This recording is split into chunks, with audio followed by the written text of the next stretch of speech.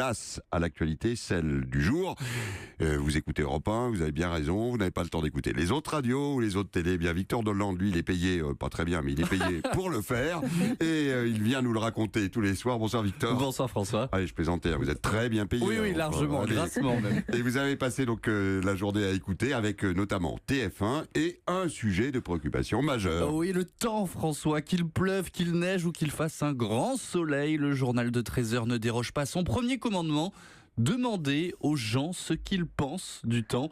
Exemple aujourd'hui à Concarneau, en Bretagne. On est arrivé sous la pluie et le vent hier après-midi, donc c'est vrai que ça refroidit un peu. Mais en même temps, on se dit que là, c'est de saison et qu'il n'y a pas qu'en Bretagne qui fait pas beau actuellement. Donc voilà, on fait avec, on se couvre et puis on sort et puis voilà, on prend l'air marin, ça fait du bien.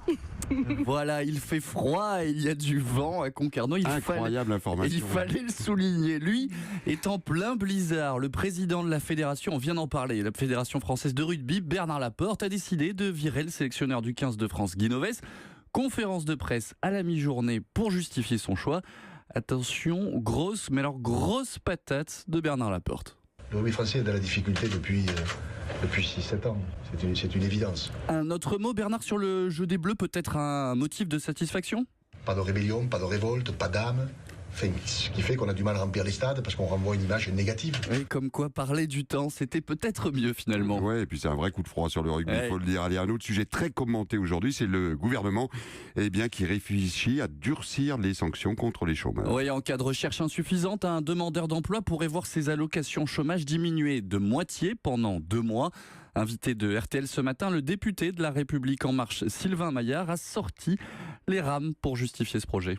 L'idée n'est pas de fliquer, comme j'ai pu l'entendre sur d'autres radios, le demandeur d'emploi. C'est aussi d'être derrière lui en lui disant, voilà, la société vous donne une indemnité chômage, c'est quelque chose d'important qui vous permet aussi de continuer à vivre, mais vous avez le devoir de montrer que vous faites vraiment action de recherche d'emploi. Autre solution pour contrôler davantage les chômeurs, un rapport d'activité mensuel dans lequel ils devront préciser les démarches entreprises pour retrouver un emploi.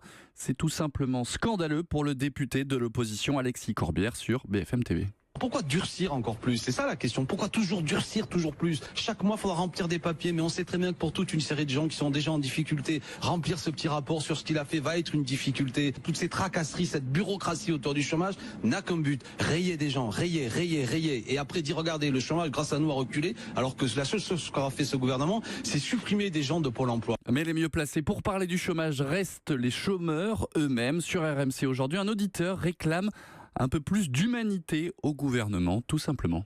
On attend autre chose que des mesures répressives par rapport aux chômeurs. Parce que faut pas s'imaginer, parce que le chômage, il faut pas qu'en parler, il faut le vivre. Il faut surtout le vivre. Un message certainement à méditer pour l'exécutif. Alors eux, ils ne sont pas au chômage, mais ils sont dans la rue et ils gênent. Ouais, avec la polémique la plus risible du jour, ces barrières installées par la mairie de Paris dans une rue du 19e arrondissement.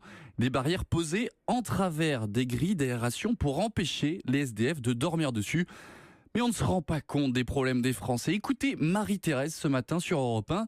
Marie-Thérèse vit dans ce quartier et elle est très incommodée par ce problème.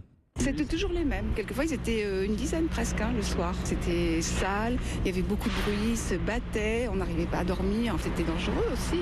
Oui, on était à 2 doigts là tout de suite du discours de Jacques Chirac sur le bruit et l'odeur. Allez, pour finir, Victor, on poursuit avec les mots qui ont marqué 2017. Aujourd'hui, dégagisme. Oui, on pense à François Hollande, au Parti Socialiste dans son ensemble, à François Fillon et bien d'autres. Mais notre chouchou à nous, c'est Jean-François Copé, balayé lors de la primaire de la droite avec ses 0,3%. Il n'est plus que, entre guillemets, maire de mots. Le Lab d'Europe 1 a ressorti aujourd'hui une archive géniale. On retrouve un Jean-François Copé au prix de l'humour politique en très très grande forme. Quand vous m'avez appelé pour me dire vous faites partie de la liste, etc., est-ce que vous pensez qu'éventuellement vous pourrez venir?